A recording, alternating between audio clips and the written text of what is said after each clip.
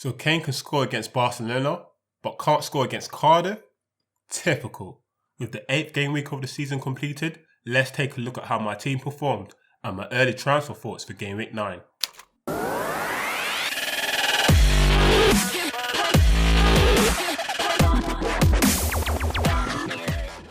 Ahead of game week 8, I chose not to make a transfer and carry over an additional free transfer for game week 9. For game week 8, I got 56 points, but despite being 6 points above the average, my overall ranking has slightly dropped. In the My FPL Strategy League, my position has 2 dropped. Shout out to Cameron FC, who is now the new mini league leader. Now let's take a look at how my team performed and my early transfer thoughts for game week 9. Crystal Palace lost to a single goal at Selhurst Park. Hennessy, playing against his old club, didn't have too much to contend with, registering just the 1 save in the first half. However, in the second half, 10 minutes in, he conceded a goal at his near post, which from a goalkeeper perspective, he could have saved. With a single goal conceded, Hennessy only returned 2 points per match appearance. The Eagles face Everton next before they embark a tough run of fixtures, thus his starting position in my team will become limited. Mahrez's penalty miss earned Liverpool a clean sheet in the goalless draw. Robertson had an okay game, making attacking runs to good effects in the open exchange. However, towards the break, he was pegged back by Mahrez and didn't get forward as much as he often does. Despite the lack of offensive returns, Robertson returned 6 points for the clean sheet. Liverpool's next 2 fixtures are favourable on paper, before they play a tough away match against Arsenal. The Red have only conceded 3 goals in 8 games so far this season, 2 goals coming from the top 6. Thus the likelihood for clean sheet in the next 2 games looks promising. Thus I'll be starting Robertson for sure for both games. Wolves makes it 4 Premier League wins from 5 to edge past Crystal Palace 1-0. Doherty had another fantastic performance, solid in defence, solidifying the likes of Zaha and Townsend. In addition, to add the cherry on top, he also grabbed the goal with a nice 1-2 pass with Jimenez, smashing the ball past the goalkeeper at his near post. At the end, for his man of the match display, the Irishman earned all 3 bonus points, returning a massive 15 points. The Wanderers welcomes Watford next before they travel to play against Brighton away. Doherty has returned an impressive 47 points in the last 5 games, and will undoubtedly grow in price, thus his position in my squad remains firmly intact. After such a good start to the campaign, Watford were brought back to earth with a 4-0 thumping against Bournemouth. Holebas had a dreadful display, was poor in his set-piece deliveries and was often caught out wide where Bournemouth took full advantage of. 8 minutes after the hour mark, he received his 5th booking of the season, resulting in a 1-game suspension, now missing the away match against Wolves.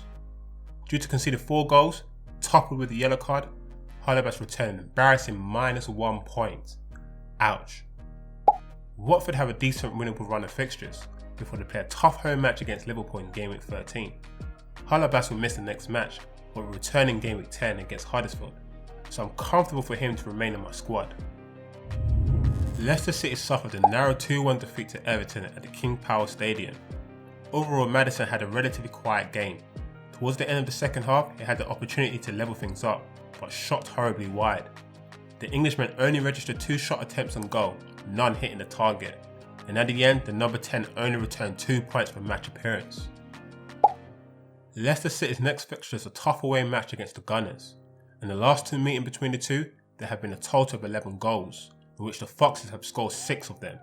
Thus this match on paper suggests there be a good opportunity for goals. Everton beat 10-man Leicester City 2-1 at the King Power Stadium. Richarlison, leading the line up front, gave the visitors an early lead just 7 minutes into the match. Despite only having 1 shot attempt on goal, the Brazilian worked hard and held the ball up well, allowing his fellow teammates to build up play. His display wasn't enough to earn him any bonus points, but at the end the Brazilian returned a respectable 7 points. Everton faced Crystal Palace next. The last meeting between the two, Everton beat Crystal Palace 3-1. Richarlison's new role up front should encourage more scoring opportunities, thus I'm hoping there's more goals to come from the Brazilian. Hazard, the architect in Chelsea's 3-0 win against Southampton. It was another masterful display from the Belgian international, scoring Chelsea's opener with a clinical finish, before playing a neat pass to assist Chelsea's third. Hazard is clearly on top form. He made the most key passes, and his total of 3 big chances created is more than any other Premier League player managed this game week. His overall display earned him all 3 bonus points, returning a solid 14 points. Man, I wish I made him my captain. Before the Blues embark a good run of fixtures, they face a tough home match against Man United. Man U's current run of form is below par, despite their win against Newcastle. They look shaky at the back and have already conceded 14 goals so far this season. Thus Chelsea will be looking to capitalise on this.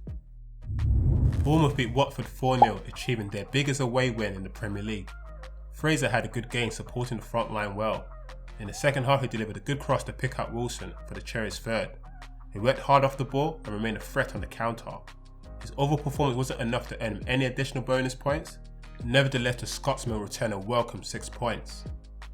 Bournemouth faced struggling side Southampton next. Although the last 2 meetings between the two have been tight affairs, Southampton have only won 1 match so far this season, conceding 14 goals. So on paper, this looks like a favourable fixture for Bournemouth. Man City and Liverpool both recorded their 5th clean sheet of the season in a surprisingly goalless draw at Anfield. In all honesty, Aguero didn't have much to thrive on. He didn't look fully fit and lacked a bit of sharpness. He could have easily been awarded a penalty for a clumsy challenge by Lovren, but quickly got back on his feet. Annoyingly, he was booked in the second half for a reckless challenge, and at the end the striker only returned a single point. City faced Burnley next, a favourable fixture on paper.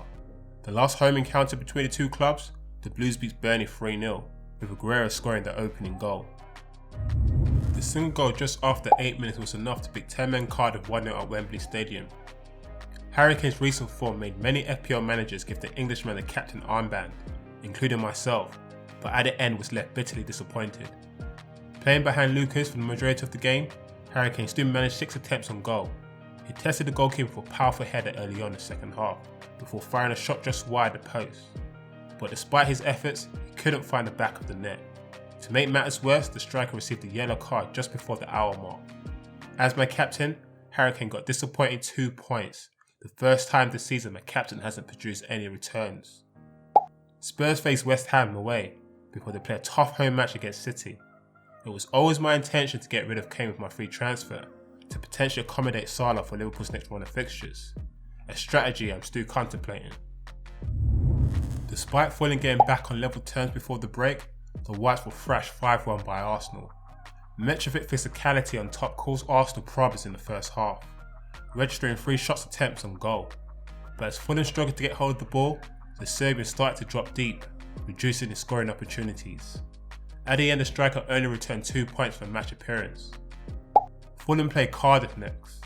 Cardiff are yet to win a match in 8, conceding 21 goals in the process, a match on paper that looks promising for the Serbian.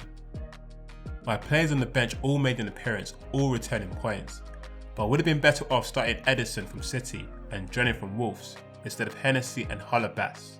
In fact, I worked out if I played Ederson and Johnny and made Hazard my captain, I would have ended up with 80 points. That's 24 more points than my final score of 56.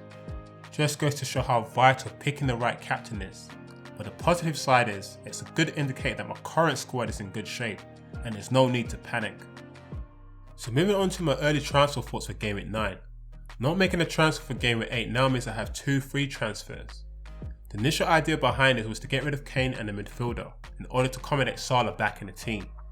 Despite the away match against Arsenal in Game Week 11, Liverpool have a very attractive run of fixtures. Just having some attacking force from Liverpool seems on paper a sensible and logical approach. But with the likes of Lacazette and Aubameyang in great form, I'm tempted to give them a run at the team.